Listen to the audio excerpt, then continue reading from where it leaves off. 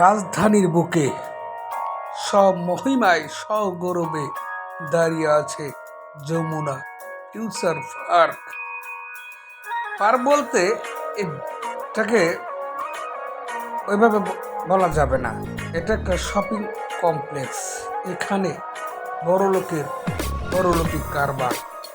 Jamuna future park হলো রাজধানীর আভিজাত্য শ্রেণীর মানুষজনের কাছে এক বিলাসিতার শপিং মার্কেট।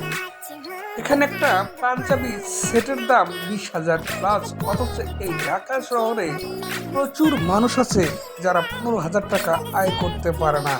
এখানে কোনো নিম্ন মধ্যবিত্ত পরিবারের লোকজনের আনাগোনা নেই।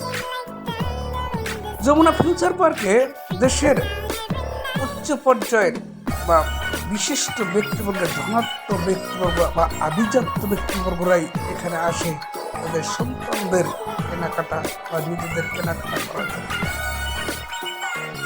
যমুনা ফিউচার পার্ক এক অতুলনীয়, সবার জন্যই প্রবাসাধিকার উন্মুক্ত, তবে সবার ক্রয় ক্ষমতার মধ্যে এখানে কিছু নেই। এখানে টাকার গরমে এ মার্কেট চলে। জিনিসের দাম যাই হোক না কেন, কত দিয়ে কিনতে পারে, সেটাই হলো আভিজাত্য শ্রেণীর অহংকার বা গৌরব। যমুনা ফিউচার পার্কে সব জিনিস আপনারা পাবেন, কিন্তু ক্রয় ক্ষমতা নিম্ন মধ্যবিত্ত পরিবারের সন্তানদের হবে না।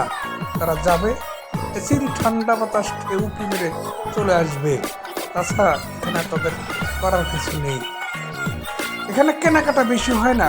দিনে হয়তো দোকানদাররা বিক্রি করে, যা বিক্রি করে সেটা দিয়ে তাদের পরিবার চলার কথা না, কিন্তু দিব্যি চলবেই না কেন?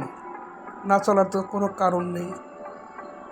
সারাদিনে তাদের বিক্রি করার কোনো দরকার নেই। একটা কাস্টমার হলেই তাদের ব্যবসা হয়ে যায়। যমুনা ফিউচার পার্কের আনাচে কানাচে এসি লাগানো থাকে।